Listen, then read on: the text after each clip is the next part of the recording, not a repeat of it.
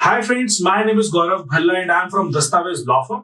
आज हम बात करेंगे कि कोर्ट मैरिज करने के बाद वो कितने टाइम में वैलिड हो जाती है। तो दोस्तों, जैसे कि मैं हर वीडियो में ऑलमोस्ट बता देता हूं कि हमारे पास इंडिया में दो सेक्शन है। Hindu marriage act 1955, special marriage act 1954 जो कि यूजुअली प्रचलन में है दोनों चीजें। और वैसे मुस्लिम पर्सनल लॉ के लिए भी अपना लॉ है और क्रिश्चियन मैरिज 1872 अलग है।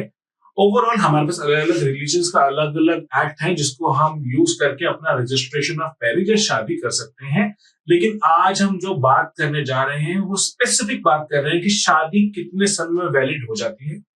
और उससे इंपॉर्टेंट कि शादी के बाद हमारे को अगर पुलिस वाले परेशान करते हैं तो हमें उसके लिए क्या करना है, या फिर शादी करते समय जो कि आपको शादी के समय प्रिकॉशंस लेने हैं सो दैट आपको फ्यूचर में पुलिस वाले परेशान ना करें, वो क्या मेजरमेंट्स हैं जो आपको फॉलो करने हैं। सबसे पहले दोस्तों, आप किसी भी धर्म में हैं उससे कोई फर्क नहीं पड़ता, आपको अपने पार्टनर की जो रजामंदी है उसको पहले कंफर्म कर लेना है। अगर वो 100% कंफर्म है तो ही आप कोर्ट मैरिज के लिए जाएं। अदरवाइज हमने देखा है बहुत सारे लोग शादी कर लेते हैं जल्दबाजी में और बाद में उनका खामियाजा उनको भुगतना पड़ता है। सबसे पहला है कंसेंट। आप अपने पार्टनर का कंसेंट जरूर लें। अगर कंसेंट 100% है तो ही मैरिज के लिए आगे जाएं, अन्यथा जय माता दी राम राम कह के आगे चले जाएं। दूसरा ऑप्शन है, जब आपके पार्टनर और आप बिल्कुल रेडी हैं शादी करने के लिए, आप लोगों ने डिसाइड कर लिया है कि आप लोग अब साथ रहने वाले हैं, तो सबसे पहले हम बात करेंगे कि इस कोर्ट मैरिज में सबसे ज्यादा जो विक्टिम है वो कौन होता है। अगर हम बात करें तो मार किसको पड़ने वाली है, तो दोस्तों सबसे पहला जो थप्पड़ पड़ता है वो पड़ता है लड़के। तो हमारे पास इंडिया में लड़कियों के लिए सारे लॉ हैं, लड़कों के लिए बहुत कम लॉ हैं जिसके थ्रू वो अपनी लाइफ को या अपनी रिस्पेक्ट को बचा सकते हैं।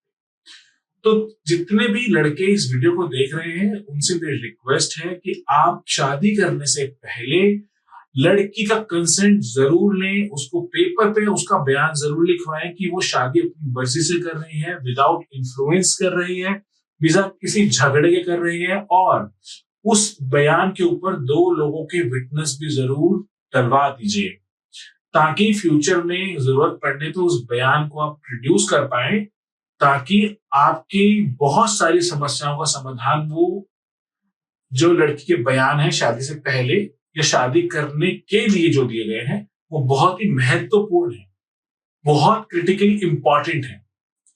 तो अगर जो जो आप शादी के समय काम कर रहे हैं वो सब चीजें रिकॉर्ड में मेंटेन करनी है। किसी भी तरह से आपको अपने डॉक्यूमेंट को टेम्पर नहीं करना है। टेम्पर नहीं करना है कि मतलब एज नहीं बढ़ानी है। बहुत सारे कपल्स हमारे पास आते हैं और बोलते हैं कि हमारी एज अभी 2 महीने कम है, 6 महीने कम है, हम इसमें आधार कार्ड में बढ़वा देंगे। दोस्तों बिल्कुल भी ये गलती नहीं करनी है। आप जब तक लड़का 21 और लड़की 18 की नहीं हो जाती है तो इस स्टेप के बारे में कभी भी सोचना नहीं है। अगर आपने कोई गलत स्टेप लिया तो आपका next destination behind the bar jail ही होगा। उस चीज को नहीं करना है। डॉक्यूमेंट में टेम्पर करने की वजह से आपकी शादी मुसीबत में पड़ सकती है। तो दोस्तों नेक्स्ट स्टेप है, आपको 2 विटनेस अपने अरेंज करने हैं। यूजुअली हमारे पास बहुत सारे कपल्स का कॉल भी आता है कि हमारे पास विटनेस अरेंज नहीं हो पा रहे हैं। कोशिश कीजिए कि आपके विटनेस आपके अपने ही हो, कोई दोस्त हो, कोई जानकार हो, कोई परिचित हो जो कि आपके लिए विटनेस बन पाए। तो जो भी लोग इस वीडियो को देख रहे हैं, तो विटनेस कोई बहुत बड़ी चीज नहीं है। आप विटनेस ये कर रहे हैं कि एक्स एंड वाई, एक लड़का एक लड़की जो कि अपनी बालिग एज को अटेन कर चुके हैं, ठीक है, और वो शादी कर रहे हैं। आपका सिर्फ रोल है कि आपने देखा कि हाँ जी शादी हुई है, आपका रोल यहां खत्म हो जाता है। अगर कभी फ्यूचर में उनको जरूरत पड़ती है और आपको एज अ विटनेस कोर्ट में बुलाया जाता है तो आपसे सिर्फ इतना ही पूछा जाएगा, क्या आपने देखा था कि इन्होंने शादी की, बस। इसके अलावा पुलिस ऑफिसर या अगर आपको कोई व्यक्ति इसके बारे में परेशान करे तो आप कानूनी सहायता लेने के लिए बिल्कुल लायक हैं और आपको कानूनी सहायता मिलेगी। तो दोस्तों जो जो शादी में आप अपने डॉक्यूमेंट प्रोड्यूस कर रहे हैं वो सबकी कॉपी आपको रखनी है, लड़की का कंसेंट रखना है। अगर आप रिचुअल्स एक्टिविटी से शादी कर रहे हैं तो फोटोग्राफ जरूर खींचिएगा। कोशिश कीजिए कि अगर आप वीडियो बना सकते हैं तो उसकी वीडियो बनाइए। अगर कभी कानूनी सहायता की आवश्यकता पड़ती है तो वीडियो, फोटोग्राफ्स ये सारे आपके काम आने वाले हैं। तो किसी भी तरह से, किसी भी लीनियंसी को, किसी भी तरह से चूकना नहीं है। ये नहीं सोचना है कि ये क्या होगा या वो क्या कहेगी। आपको अपने डॉक्यूमेंट्स प्रिपेयर करने हैं और उसको एज अ रिकॉर्ड अपने पास मेंटेन करना है। क्योंकि जब लड़की, बहुत बारी हमने ऐसा देखा है कि शादी करते समय तो लड़कियां शादी करके चली जाती हैं, लेकिन जैसे ही उनके घर वाले आते हैं, ड्यू टू इमोशनल टच, वो लोग अपने फैमिली की तरफ खड़ी हो जाती हैं और लड़का अकेला होता है, जो कि बहुत ही ज्यादा रिस्की होता है। और बहुत बारी तो इस तरह के केसेस में लड़कों को जेल भी जाना पड़ा है। तो मेरी उन सब लड़कों से रिक्वेस्ट है कि आप अपने सारे डॉक्यूमेंट्स बिल्कुल बिना किसी छेड़ाखानी के मेंटेन करें और कानून के सामने बिल्कुल साफ हाथों के साथ आए। और उन सब लड़कियों से भी मेरी रिक्वेस्ट है, शादी के जोश में एकदम घर से ऐसे ना भाग जाएं कि बस हम भाग गए, डॉक्यूमेंट्स नहीं है, ऐसा कुछ भी करा के करा दीजिए, ऐसा नहीं होगा। और अगर आप किसी लड़के के साथ जा रहे हैं तो आप एक चीज का ध्यान रखिए कि क्या वो आपके लिए सही है नहीं। जोश में आके होश नहीं खोना है। आपको बहुत सारी चीजें उस लड़के से शादी कमिटमेंट से पहले क्लियर कर लेनी चाहिए, ताकि आपका फ्यूचर भी सिक्योर रहे। सो दोस्तों, जैसे कि हमने इस वीडियो के स्टार्टिंग में आपसे बात की थी कि कितने टाइम में कोर्ट मैरिज वैलिड हो जाती है। तो दोस्तों, अगर आपने स्पेशल मैरिज एक्ट 1954 के अंडर शादी की है, तो जिस दिन आपकी सेकंड अपीयरेंस होती है और आपको सर्टिफिकेट मिल जाता है, उसी टाइम से आपकी शादी इनफोर्स हो जाती है।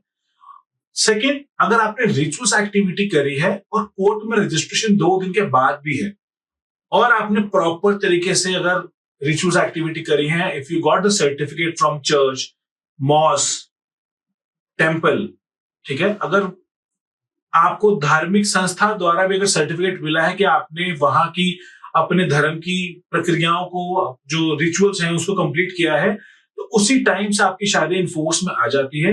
इवन दो आपके पास सर्टिफिकेट नहीं है, बट आपकी शादी उस समय से इनफोर्स में आ जाती है। इसके लिए एक बहुत ही छोटा सा एग्जाम्पल है। आपने, मैंने, सबने शादी अटेंड की होती है। देखते हैं कि बहुत सारे लोग गैदर होते हैं और 2 लोग आपस में शादी करते हैं।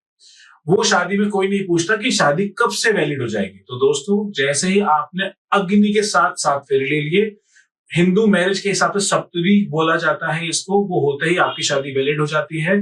निकाह में जैसे ही काजी साहब ने कलमा पढ़ने के बाद आपको निकाह कबूल करा दिया, तो माना जाएगा कि आपका निकाह इनफोर्स हो चुका है।